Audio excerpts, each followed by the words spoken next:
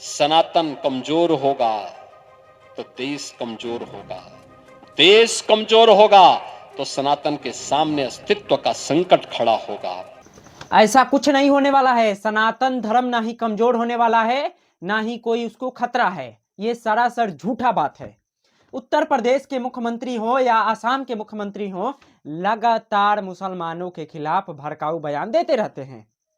उत्तर प्रदेश के मुख्यमंत्री लगातार ऐसे ऐसे अनर्गल बयान देते हैं जिसकी कोई कल्पना नहीं कर सकता है। आगे उनका बयान मैं आगे सुनाऊंगा, लेकिन देश में इस वक्त क्या माहौल चल रहा है उसके बारे में आपको बता दूं।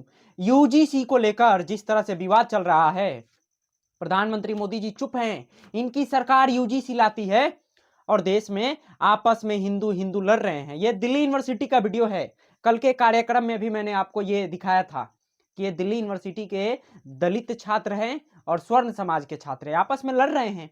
कारण यूजीसी कोई समर्थन कर रहा है, कोई इसका विरोध कर रहा है। और ये बिल किसने लाया था? नरेंद्र मोदी जी की सरकार ने। आगे उस पर भी चर्चा किया जाएगा, लेकिन सबसे पहले एक जो हिंदू राष्ट्र की मांग करते थे, इस देश को हिंदू राष्ट्र बनाया जाए, वो देखिए किस तरह हिंदुओं के पीठ पीछे छुरा घोंपने का काम किया है। छुरा, छुरा जिसे कहा जाता है ना, कपटी मित्र, आस्तीन का सांप। ये बाबा धीरेन्द्र कृष्ण शास्त्री निकले हैं, सुनिए इनका बयान। जात पात की करो विदाई, हम सब हिंदू भाई भाई। आपने कहा है कि हिंदू बटेंगे तो कटेंगे। आप पैदल यात्रा के ऊपर भी देश भ्रमण के लिए आप निकल रहे हैं। हम पद यात्रा कर रहे हैं छुआछूत ऊंच नीच को मिटाने के लिए 21 नवंबर से 29 नवंबर तक। हिंदुओं में कास्ट सिस्टम बड़ा खराब है, अपर कास्ट लोअर कास्ट। हमने अपने पुरखों को देखा भी कि उनका अलग हिसाब किताब होता था, हालांकि हमारी पीढ़ी में मुझे लगता है कम है, कम से कम मुझ में तो नहीं है।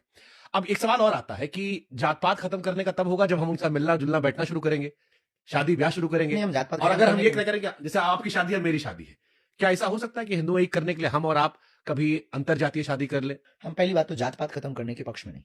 क्यों? उसी पे हम तथ्य देना, तब तो हम बोलना चाह रहे थे, समझना चाह रहे हैं। हाँ, जात पात खत्म करना एक बहुत विचित्र मुद्दा है जो इस देश में गृह युद्ध छेड़ेगा। ये जो आपने बयान सुना बाबा धीरेन्द्र कृष्ण शास्त्री का, हिंदू यात्रा निकाल रहे थे, हिंदू जोड़ो यात्रा, हिंदुओं को बांटने का काम नहीं कर रहे थे। लेकिन जैसे चुनाव खत्म होता है, बाबा भी पलट जाते हैं। अब ये बाबा क्या बोल रहे हैं कि बहुत विचित्र है जातियों में बटे रहना, उनको जोड़ने का काम अब मेरा नहीं है, मैं इसके बिल्कुल खिलाफ हूं। यानी बाबा सरासर पलट गए। अब हिंदुओं से मैं पूछना चाहता हूं, जो हिंदू राष्ट्र की मांग करते थे, बाबा के एक एक रास्ते पर चला करते थे, ये बाबा ने आप सबको पीठ पीछे छुरा घोंपने का काम किया है। देश में तमाम राज्यों में हिंदू मुस्लिम के दंगे हुए और उस दंगे में ना जाने कितने लोग जेल की हवा खा रहे हैं। कारण यही बाबा हैं, यही बाबा हैं। और आज सरासर पलट गए। मुझे तो जी जातिवाद से कोई लेना देना नहीं है। दूसरी तरफ हिंदुओं को हम एक करेंगे, चाहे वो दलित है चाहे वो स्वर्ण है, और पलट गए। अब चर्चा कर लिया जाए योगी आदित्यनाथ जी क्या बोल रहे हैं। योगी आदित्यनाथ जी बाबरी मस्जिद, बांग्लादेश, यही सब वो बोलते रहते हैं, यही सब। जैसे असम के मुख्यमंत्री मुसलमानों को गोली मारने की बात करते हैं, खुलेआम बकायदा बीजेपी के वो हैंडल से पोस्ट किया जाता है। मामला सुप्रीम कोर्ट पहुंचा है, सुप्रीम कोर्ट में सुनवाई होने वाली है। जब होगा वो भी आपको बारे में बताऊंगा।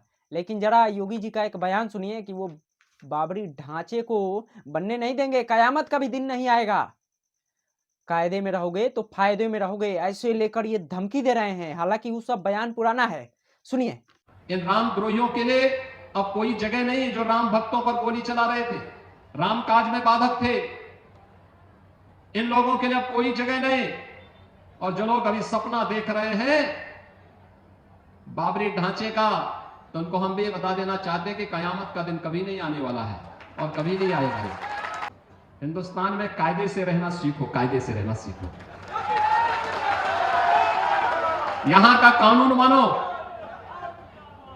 कानून मानोगे, कायदे से रहोगे तो फायदे में रहोगे, और नहीं तो आगे का रास्ता तो फिर कहां के लिए जाता है, वह फिर कानून कोई तोड़ेगा तो वह रास्ता सीधे जहन्नुम की तरफ ही लेके जाता है। क्योंकि ये सब एक राज्य के मुख्यमंत्री का बयान है। आप कल्पना कर सकते हैं कि एक राज्य के मुख्यमंत्री इस तरह का अनर्गल बयान दे रहे हैं।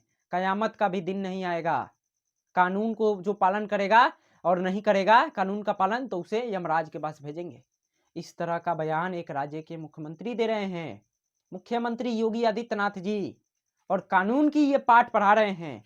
इलाहाबाद हाईकोर्ट का ये स्टेटमेंट है कि सजा देने का काम कोर्ट का है, पुलिस का नहीं। उत्तर प्रदेश में आप सबने देखा होगा लगातार फर्जी एनकाउंटर को लेकर supreme court, Allahabad high court ने नाराजगी दिखाई कि पुलिस वाले मनमानी कर रहे हैं, अफसर को संतुष्ट करने के लिए अपराधियों की पैर में गोली मार दे रहे हैं, जान से वो भी। इलाहाबाद हाई कोर्ट ने यूपी सरकार को फटकार लगाया।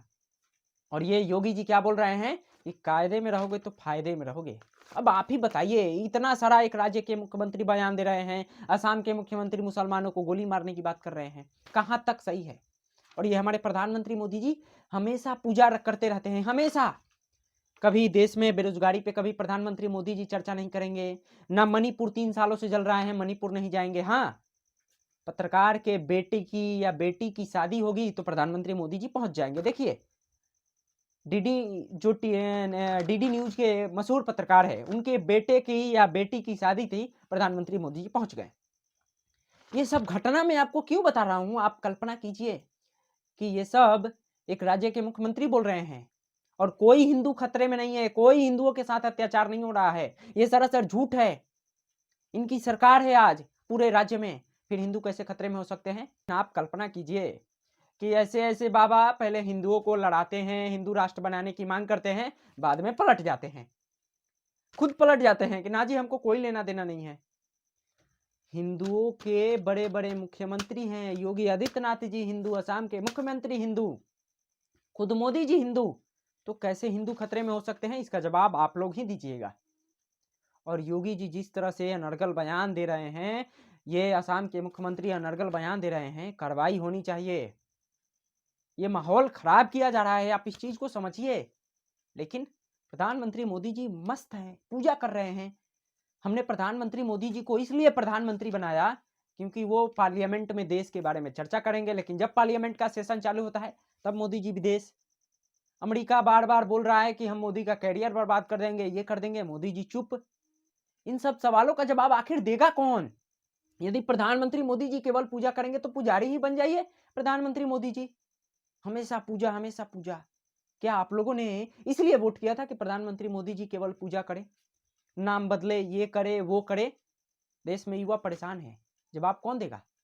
बाकी जो मैंने आपको खबर बताया, खासकर ये बाबा सबसे ज्यादा हिंदुओं को जागरूक करते हैं, सबसे ज्यादा। और ये बदल गए कि ना जी जातियों में बटे रहे हिंदू, कोई दिक्कत नहीं है हमें, हम इसके खिलाफ हैं, जातिवाद होनी चाहिए, ये बाबा बोल रहे हैं। आप कल्पना कीजिए, जो बाबा एक हिंदू राष्ट्र बनाने की मांग कर रहा था, आज वो बाबा पलट गया है। बाकी इस खबर के बारे में क्या सोचते हैं, अपना राय जरूर बताइएगा। नमस्कार, मेरा नाम पवन है और आप देख रहे हैं दी ओरिजिनल भारत।